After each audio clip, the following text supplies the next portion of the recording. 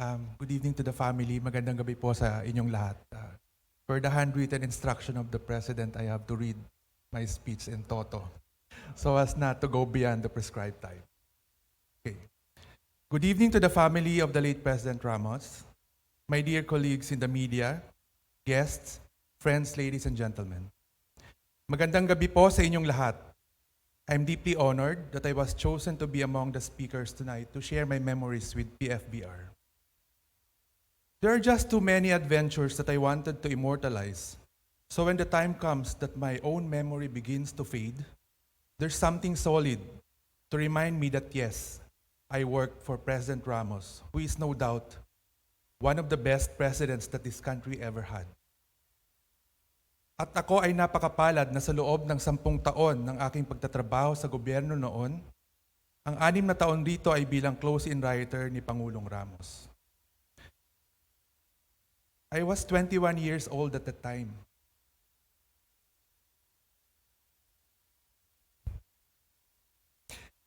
He could have brought his own much experienced, older and wiser writer when he came to Malacanang. And yet, he chose to entrust his daily press releases and coverages of even sensitive and confidential engagement to a neophyte, very bagitong reporter that he inherited from former President Cory. PFBR must have seen some potentials in me, and I will always be grateful for that once-in-a-lifetime opportunity to work for him as his close-in writer and reporter. Just to clarify, marami po kaming mga in-house reporters noon sa Presidential News Desk. But being the youngest and single, as most of my colleagues then were familiado, ako ang madaling hugutin to be on duty on weekends and holidays. So that paved the way para maging familiar si President Ramos sa akin, and the rest, so they say, is history. 3 years ago, I decided to take a hiatus from the corporate world, to focus on writing a book, which is actually one of the items in my bucket list as a journalist. The product was Behind the Red Pen. We were supposed to launch in March 2020 to coincide with PFBR's 92nd birthday celebration at the Fairmont Hotel, but unfortunately, the pandemic hit and the lockdown happened. In March this year, I told my friends at the Ramos Peace and Development Foundation, or RPDev, that I have this strong urge to release the book already. Aware of his health conditions in recent months, I was scared that the former president might not be able to witness its launch if it is to be delayed further. And so I thank Celeste and the RPDev team for their support as we were able to release Behind the Red Pen in time for PFBR's 94th birthday last March. The public response was really unexpected. The book even gained the interest of some foreign institutions. The U.S. Library of Congress and the General Douglas MacArthur Foundation were among the first to secure copies. As I excitedly shared the news with everyone at RPDev, ang sabi ko, grabe, wala pa rin kupa si boss. Ang dami pa rin interested. It's very heartwarming that the people who really matter have not forgotten him. I will read an excerpt from the book later to give us a glimpse of how PFBR was as president, a boss, and mentor. I want to share with you, first, who the person behind the red pen was as I saw and knew him. A famous poet, Maya Angelou, once said, "People will forget what you said.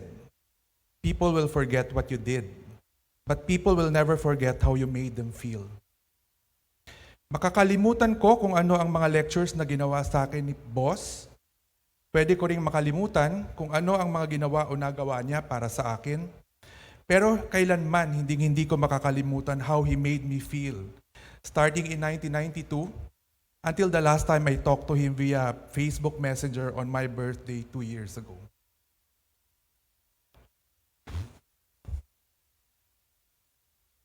President Ramos made me feel valued and important. While I was his close-in writer, despite his busy schedule attending to issues of national importance, he would find time to get to know his extended staff.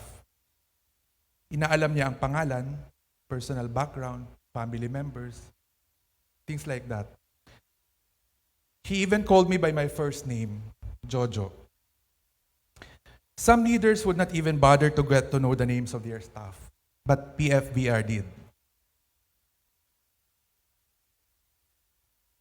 On weekends, where he used to conduct surprise visits to markets, police stations, or inspect his pet infrastructure projects, he would personally tell his aide to make sure the close-in coverage team, kami po yun, RTVM, the close-in photographer, the assigned writer, will be having their meals, the same food that he will be eating.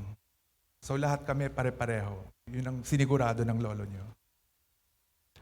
There were even occasions he would invite me to join him and Mrs. Ramos for lunch in their family table at their Tagaytay residence. And over lunch, that's when he would ask personal stuff, kwentuhan.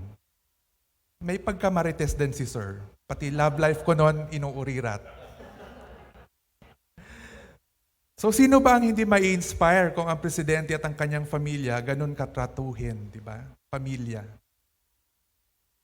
In February 2020, before the ECQ, I went to his Makati office and presented him a copy of the book manuscript. I told him, "Sir, this is a book I wrote about you, but I know this won't give justice to your presidency at kulang ang mga pahina sa dami ng kwentong dapat nating ibahagi sa publiko. In 30 years, I have never seen the old man shed a tear. But at that moment, I was in front of the person who was not finally afraid to show his emotion. I was standing before a person who contributed so much for the country and our nation's history, shedding a tear in front of me as he held the manuscript. Hindi ko malaman kung paano ako magre-react. Kasi first time ko nakita si boss na teary-eyed and emotional. Siyempre, nakiiyak na rin ako. And that was a very beautiful moment. A treasured moment between the two of us. He then said he will write the foreword of the book, and he did. As president, FVR was obsessed with the image of the Philippines. He really wanted to put the country back in the radar of the international community and the foreign investors. Back in the 90s, hindi pa uso sa gobyerno ang word na reinvention or rebranding. In the private sector, maybe that was already common, but not in government. PFBR successfully led the rebranding of the Philippines.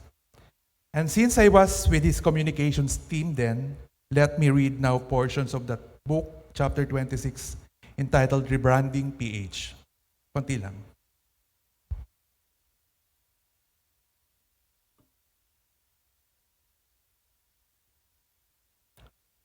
It has been a great obsession of FBR to erase the image of the Philippines as the stickman of Asia. Under FBR's Philippines 2000 vision, his administration would catapult the country into a newly industrialized country by the turn of the century.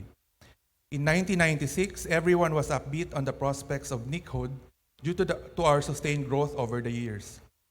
In fact, the series of our achievements earned FBR the moniker Mr. Fix-It, a title given by Time magazine. The Philippines also earned the title Rising Tiger Economy in Southeast Asia. FBR made every effort to turn the reputation of the Philippines around, using the presidency to achieve this objective in terms of media mileage.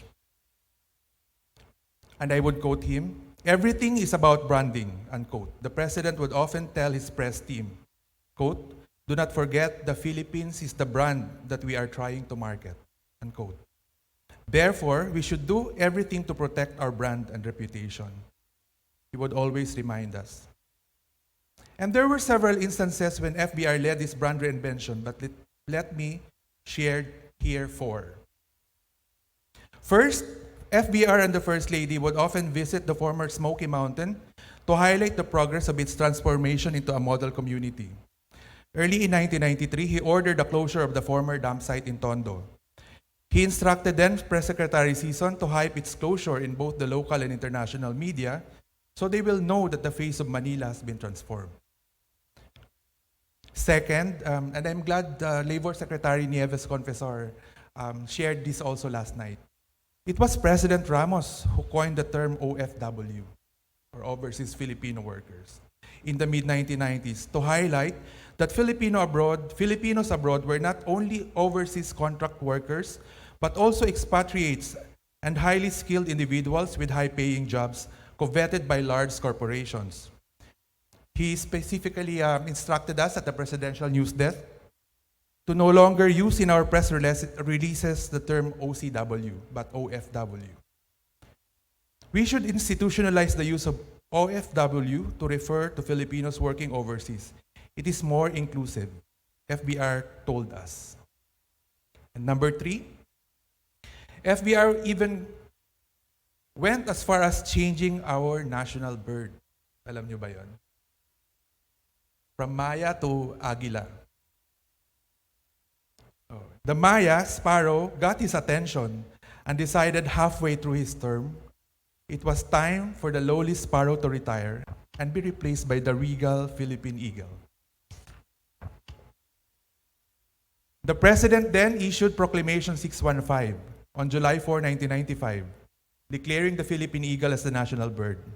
In issuing the proclamation, FVR said the characteristics of the eagle were more representative of the country and the Filipinos. And I would again quote your lolo. It's time for takeoff. Katulad ng agila, lilipad ang Pilipinas ng matayog.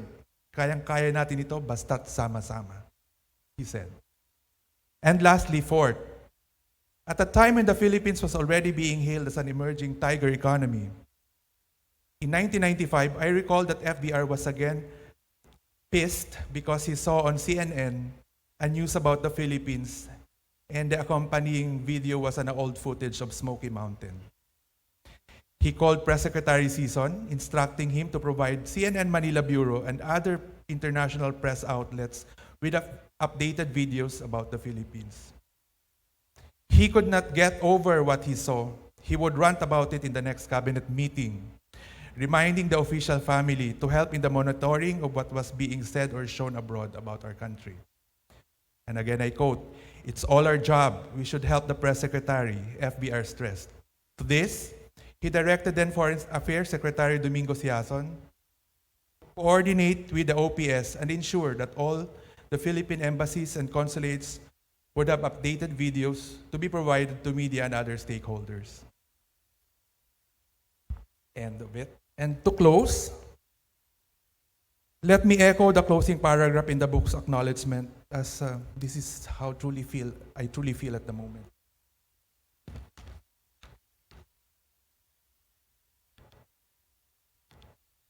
I express my thanks and gratitude to President Fidel V. Ramos. Without him, sir, without you, there would be no stories to write. Thank you very much for trusting a 21-year-old neophyte in-house reporter in 1992. Our stint in the palace was an adventure, and I truly had a grand time. As a song from the musical Wicked goes, "Because I knew you, I have been changed for good. Farewell, sir. You're the best." Maraming pong salamat.